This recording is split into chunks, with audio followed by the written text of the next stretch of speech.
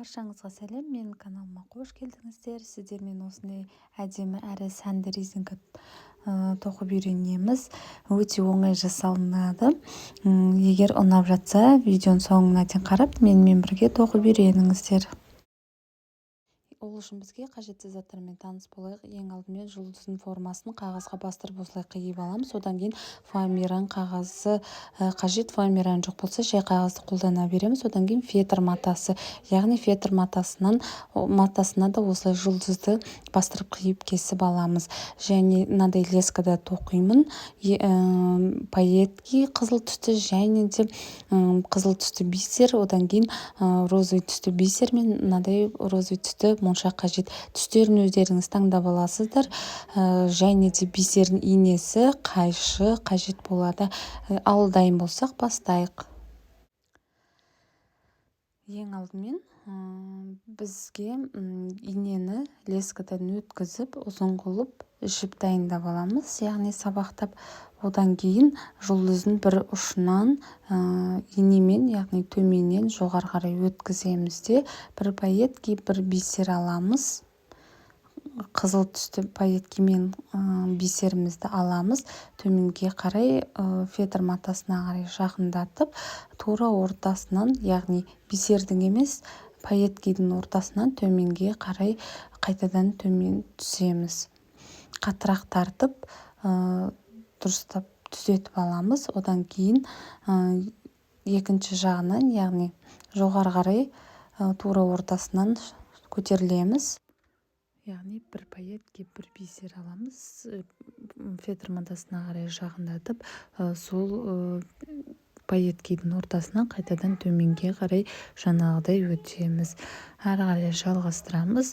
Енді дәл ортасынан, яғни пайеткидің фетр матасының шетінен осылайынан жоғары қарай шығып, бір пайетки және бір бисер аламыз.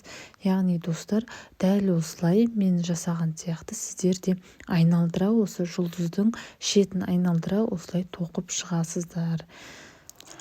Ал достар, міне осылайынан пайеткиді айналдыра тоқып шықтым жұлдыздың шетіне. Енді ортасын толықтырамыз. Ол үшін мына моншақтарды алып, осылайынан ортасына тоқып шығамыз. Егер ашық жерлері қалатын болса, оны кішкентай бисердің көмегімен толықтырып, жауып толықтырамыз. Тура мен сияқты дәл осылай видеодағыдай жасап тоқып аласыздар.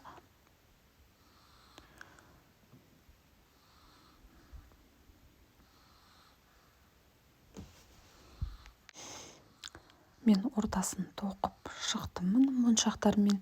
Енді ашық қалған жерлеріне бисерді тоқып шығамыз. Яғни бисерді осылайынан алып, ашық қалған жерлерге тоқып шығасыздар. Менде көп ашық көрінетін жерлер көп те қалған жоқ, сондықтан көп қолданбаймын.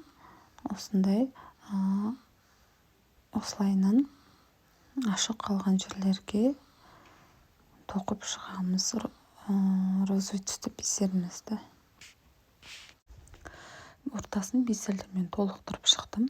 Енді фоамиран қағазын аламыз. Егер фоамиран жоқ болса, жай қағазды қолдансаңыздар болады.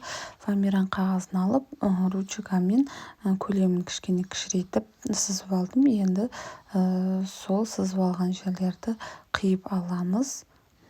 Яғни фетр матамыздан көлемі кішірек болу қажет. Кесіп алған фоамиранды енді фетр матасына осылайынан тігіп шығамыз.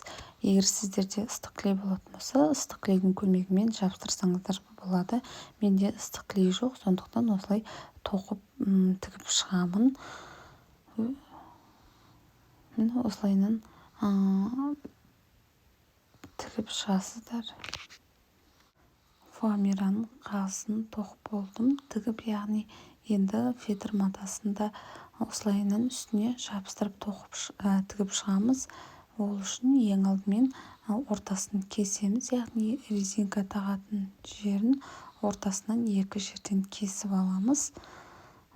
Қайшының көмегімен мына ортасынан осылайынан екі жерден кесеміз. Енді осылайынан кішкене төртбұрышты қылып фетр матадан қиып аламыз. Одан кейін қиып алған фетр матаның ішіне резинканы салып, осылай екі кесілген фетр матадан өтеміз. Одан кейін сол фетр матаны моншағы бар фетр матаға қосып тігіп айналдыра тігіп шығамыз. Яғни резинканы қаттырақ бекіту үшін осылайынан тігіп шыға бересіздер. Резинка тұрған жерді осылай тігіп қосып шықтым.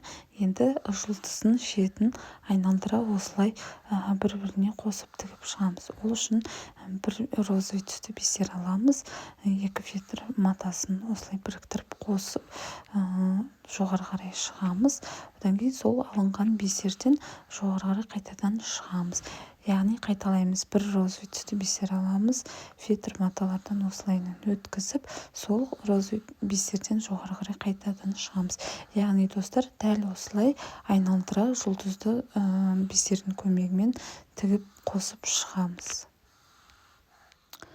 Ал достар, мен бисерді айналдырып осылай тоқып шықтым.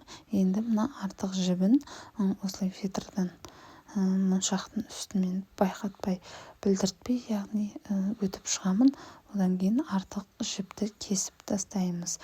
Яғни түйін қып байлап, 2-3 түйін қып байлап, артығын кесіп тастап, зажигалканың көмегімен білдіртпей артық жіпті күйдіріп тастасақ болады.